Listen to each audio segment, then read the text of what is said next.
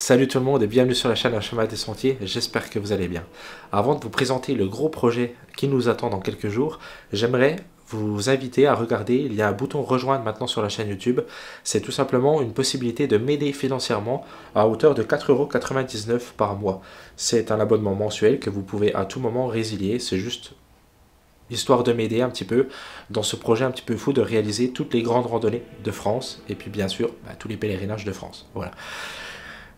Je vous remercie si vous le faites, regardez, vous cliquez sur le bouton rejoindre, il va y avoir une bande-annonce et vous allez comprendre un petit peu ce que je vous propose en contrepartie de ce soutien financier. Merci à vous si vous le faites. Pour cette grande aventure, j'ai décidé de partir sur un pèlerinage et non une grande randonnée. Ça me tenait à cœur de vous reproposer quelque chose de gros par rapport à ça, par rapport à l'histoire de France, par rapport à la religion. Ça faisait longtemps que je ne l'avais pas fait sur la chaîne YouTube. Tout cet hiver a été un petit peu tourné autour de ça. Je vous ai amené vers le pèlerinage Sainte-Anne, vers le pèlerinage de Saint-Hermand-Froid et le pèlerinage Sainte-Jeanne-d'Antibes. C'est une belle série que j'ai commencé, où c'est que je vous amène en fait à travers la Franche-Comté religieuse et historique. Voilà, hein, c'est ce que j'ai entrepris cette année. Et puis j'avais envie, mine de rien quand même, d'aller faire un pèlerinage au long cours, et puis j'avais pas envie de repartir sur une voie jacquère très connue, comme par exemple la possibilité de repartir du Puy-en-Velay, repartir de Vézelay par exemple.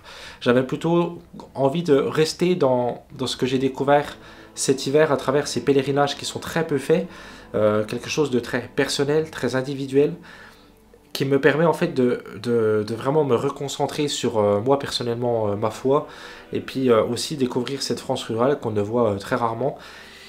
Ça me plaît vraiment, vraiment, vraiment, vraiment de vous faire ce genre de vidéo. J'adore ça, mettre ce pays magnifique en valeur, mettre ses racines chrétiennes en valeur, et puis mettre la France rurale que j'aime tant en valeur. Et puis pour ça, c'est vrai que j'avais envie d'un chemin très peu fait.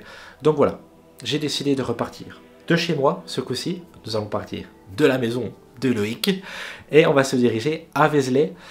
Pour ça, j'ai regardé, il y a plusieurs possibilités pour moi et la meilleure possibilité pour moi est de prendre la Via Francigena qui est à 4 km de chez moi, qui passe vers Pontarlier, etc. Là.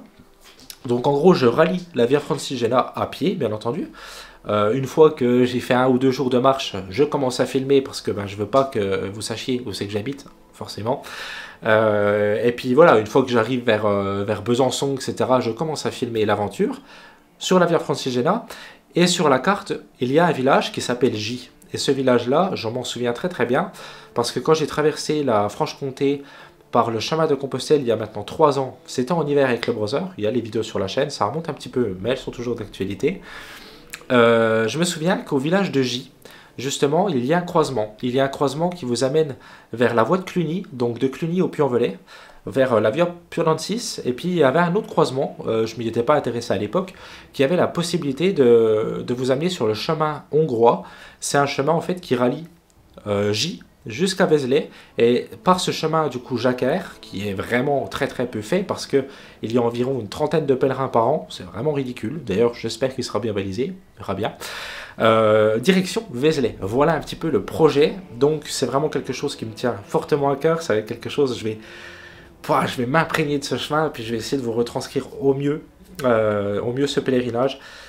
Un pèlerinage comme ça, quand vous partez de chez vous jusqu'à un lieu qui vous attire, qui vous inspire, c'est quelque chose de puissant, c'est quelque chose que j'ai expérimenté cette année avec les micro-pèlerinages que vous avez fait, et j'avais envie de voir ce côté puissant sur du long cours, ce que ça allait donner pour moi. Et puis ça y est, on y est, parce que du coup, quand vous voyez ces vidéos, je pars dans 2 jours, donc c'est vraiment cool. N'oubliez pas, pour me suivre en direct, vous avez la possibilité de me rejoindre sur Instagram. Instagram, c'est Loïc Brichoux, voilà. Vous venez sur Instagram, il y aura des stories, des photos et des réels quasiment quotidiennement, voilà. Donc vous allez avoir la possibilité de voir ça en direct. Et aussi, encore une fois, sur YouTube, vous allez avoir le fameux film de ce pèlerinage de Vézelay qui sortira, mais bien plus tard, d'ici 1 voire 2 mois, le temps de montage bien entendu. Voilà. Pour cette aventure, je pars avec un sac assez léger, mais beaucoup de matos vidéo parce que je veux vous faire un truc qualitatif, voilà, vraiment vraiment qualitatif, et j'espère avoir la chance aussi de rencontrer pourquoi pas des paroissiens par exemple, mais aussi des gens qui font vivre un petit peu le cœur de Vézelay, quoi. Donc voilà, j'espère. J'ai eu la chance de rencontrer les sœurs de l'association Jalantide Touret lors d'un pèlerinage et je croise les doigts, on verra bien si j'arrive ou pas à rencontrer des gens sur Vézelay. On verra bien, voilà. J'espère que cette vidéo elle vous a plu, j'espère que ça vous a mis l'eau à la bouche, voilà. On revient aux fondamentaux sur un chemin des sentiers pour repartir dans les Alpes juillet-août. Voilà, mais ce mois de mai et mois de juin va être consacré un petit peu au pèlerinage et au chemin historique parce qu'avec le brother, on en a un en tête et vous allez voir, il va être pas mal. Voilà, bref, j'ai trop parlé. Liste de matériel du sac à dos, ça arrive très vite. La semaine prochaine normalement. Je vous dis à très bientôt. Salut tout le monde, bye bye.